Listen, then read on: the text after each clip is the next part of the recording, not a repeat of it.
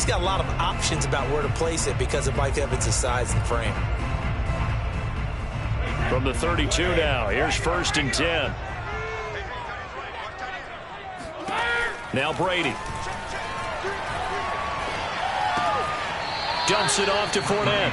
The completion, but they go in the wrong direction. A loss of yards, and now they're dealing with a 2nd and long. I really like the angles that the tacklers came from on that play. They secured inside, took away the cutback.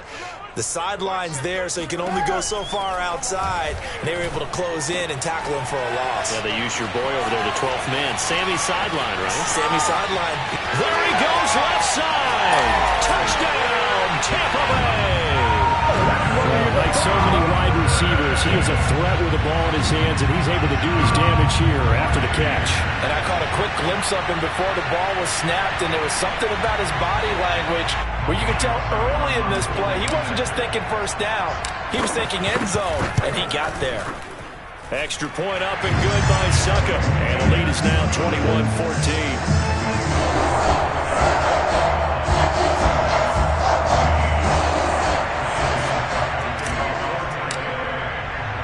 Now it's Ryan Suckup on after the touchdown to kick it away.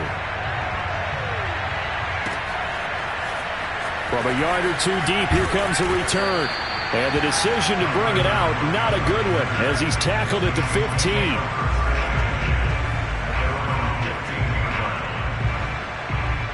Coming to the line here to begin their next drive, the Seahawks offense. And this game was all square at halftime, but now they find themselves down 7 following the opening drive touchdown here in the 3rd quarter. And they need to take a good, relaxing, deep breath, don't you think? Because right now they might start to feel like they've got to play catch-up here and start matching them point for point. But it's still too early to get there. They can still run their offense.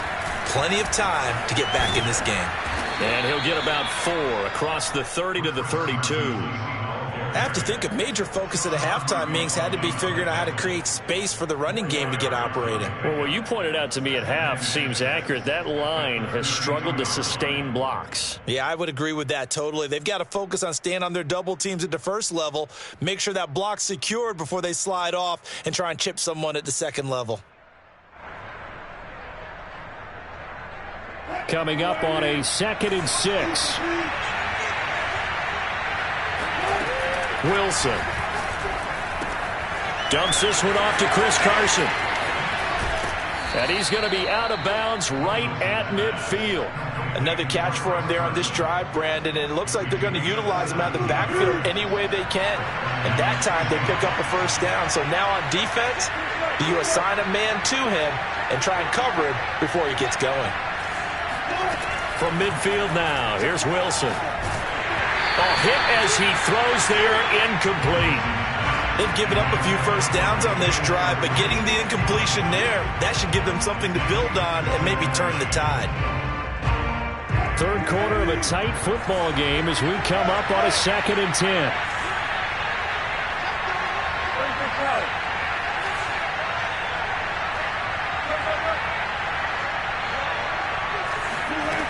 Now Wilson.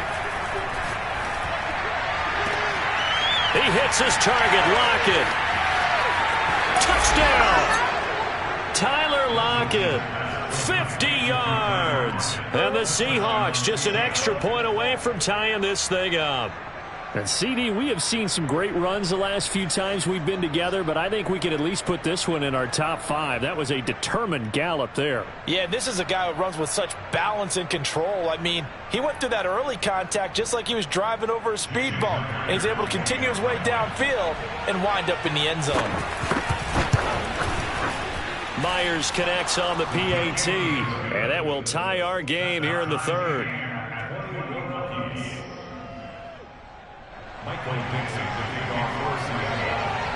So all square here in this 3rd quarter as the kick's away. He will return this from deep in the end zone. And the decision to come out of the end zone is going to cost him 5 yards as he's taken down right at the 20. At their own 20-yard line.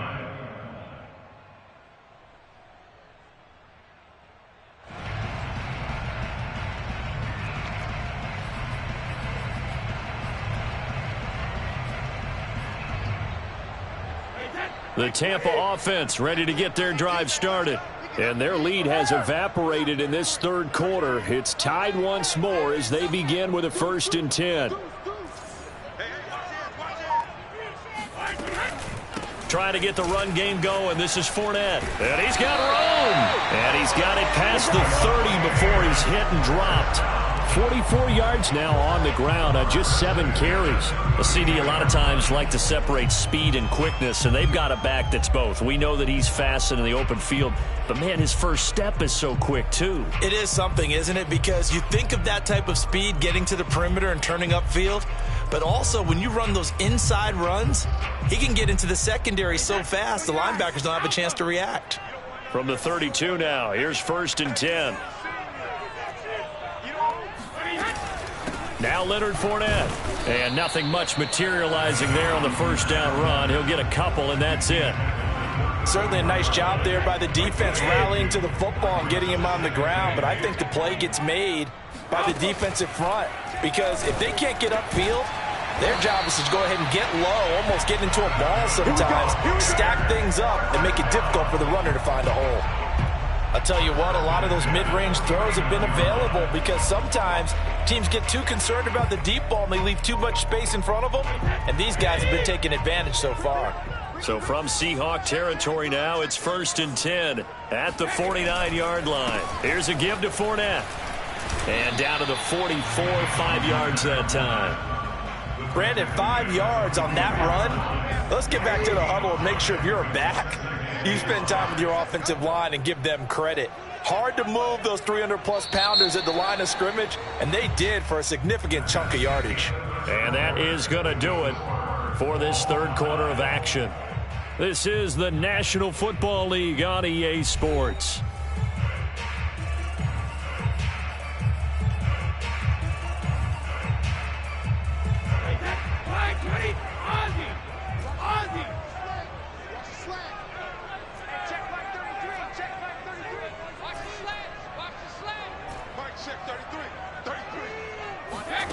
From the 44, Brady completes it to Miller. And he's dropped just before the line to gain. 4-yard pickup leaves him with 3rd and 1. They'll try and run for it with Fournette. And he's going to have the 1st down at about the 38. Well, partner, what do you think? Might have been 4-down territory if they didn't pick it up, but... Yeah, it's a moot point now. I was curious, so if they didn't get it there, would they have gone for it? I guess we'll never know. Yeah, we didn't have to make that call, but I have a feeling both of us would have said, go for it.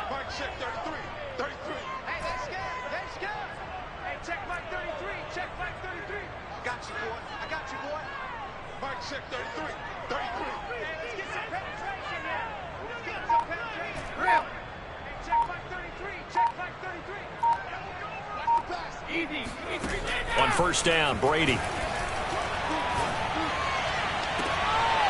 Left side here, that's complete to Godwin. And he'll go out of bounds inside the 15-yard line. And partner, in a tie game in the 4th quarter, you and I both know in the NFL, that's when you lean on your stars, and he came through with a nice catch right there. From the 13 now, they work on 1st and 10. They'll try the right side here with Fournette. And he's going to get about 4 down inside the 10 to the 9. When you find that kind of yardage, you couldn't be more confident as a ball carrier. And guess what? You're going to go back and tell your offensive coordinator, I'd like to keep carrying it, thank you. 9-yard line, 2nd and 6. Again, it's Fournette. And he'll be brought down right on the edge of the goal line at about the 1-yard line. A gain of 4 last play. They double that here and get 8. Well, partner, I know this type of running back. I mean, this size, this intensity usually gets better as the game goes on. I can just tell you from experience, the first few quarters, oh, you're eager. You come running up there, I'm going to tackle this guy. By the 4th quarter, you're coming up and thinking about it. And D-line wearing down 4th quarter. Yeah, that's not a guy they want to see consistently.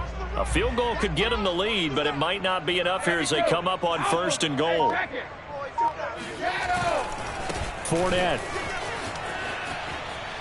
And he's into the end zone for a Tampa Bay touchdown. The big back Leonard Fournette able to push his way in from the yard out. are back with a touchdown of their own to break our tie and take the lead here in the fourth. Extra point put through by Succop. And they will take a 7-point lead.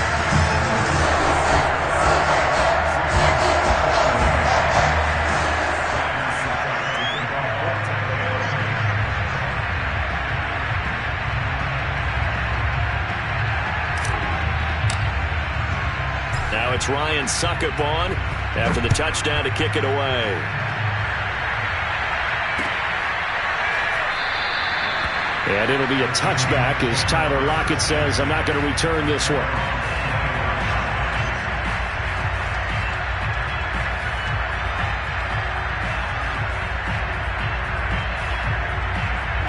Coming to the line here to begin their next drive, the Seahawks offense. And now, after the touchdown a moment ago, they work from behind in a 7-point game in this fourth quarter. Plenty of time on the clock.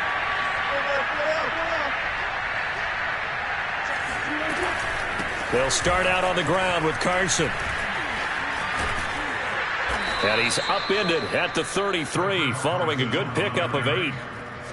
First play of the drive, let's give credit all around. Excellent blocking. But the guy carrying the ball, he was the finisher. A really nice run.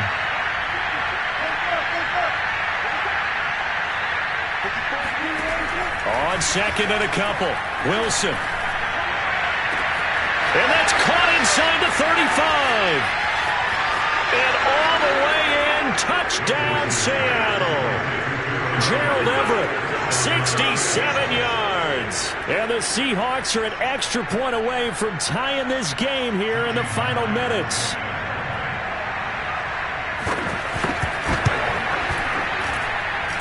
Don't forget the extra point. It's up and good. And we are tied here in the fourth quarter.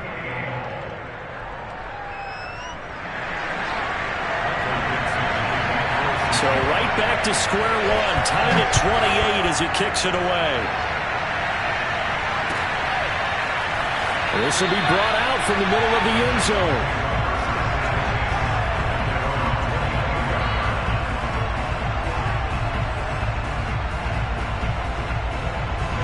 The Bucs offense set to begin their next possession. That last drive, it was a good mix. Run, pass, defense on their toes. And what really helps out in a big way is when you're doing the run-pass mix and everything's working, that means that they're guessing wrong every time on defense. They think you're going to pass when you run and vice versa. I would continue that, and when they finally draw a beat on you, maybe you mix it up a little bit, a little play action and throw the ball. And will they maintain that balance? Time to find out.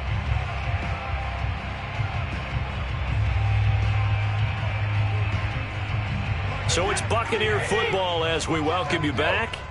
They've got a second down now as they search for a score to break this tie. Here's a throw to his running back. It's complete. And to the 42-yard line here and brought down there. But they picked up a little bit of yardage there, and now, in this situation, should be in no hurry to run a play really fast. Let the clock wind down. A little bit of daylight on that first down run sets him up nicely. 8 yards on the carry.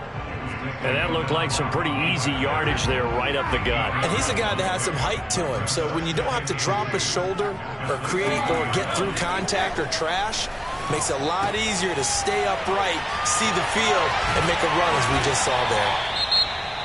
Now the Bucs going to use the first of their timeouts as the clock shows 50 seconds to play here in quarter number 4.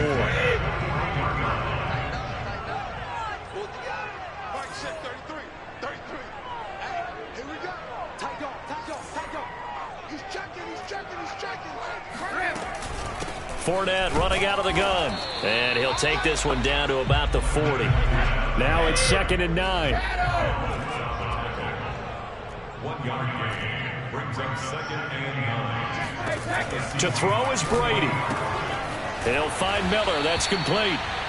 6 yards is the pickup, and that'll lead to a 3rd down. That's a gain of 6. Brings up 3rd and 3.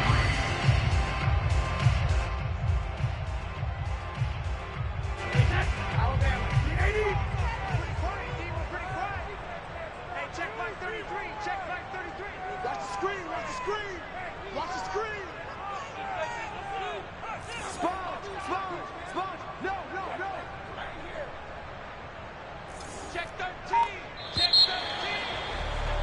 And we have free football overtime. Here we go, my friend. And the way this game played out, this is exactly how it should end, going to overtime, because neither one got an advantage today.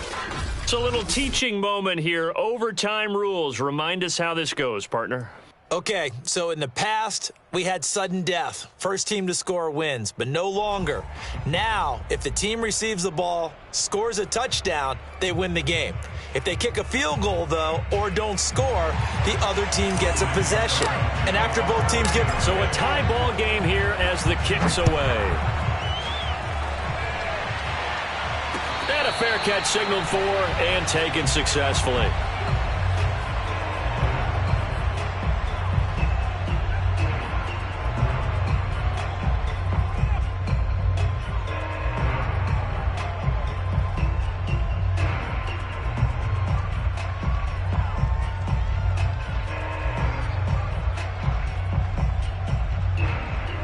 Coming to the line here to begin their next drive, the Seahawks offense.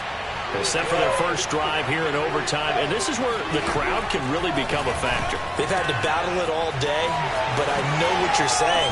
In overtime, that gets doubled, doesn't it? At least, because now the crowd really wants to be involved and help their team, and that first drive can dictate the whole thing, because they know if this team takes it downfield and scores a touchdown, it's game over. It's been loud in here so far.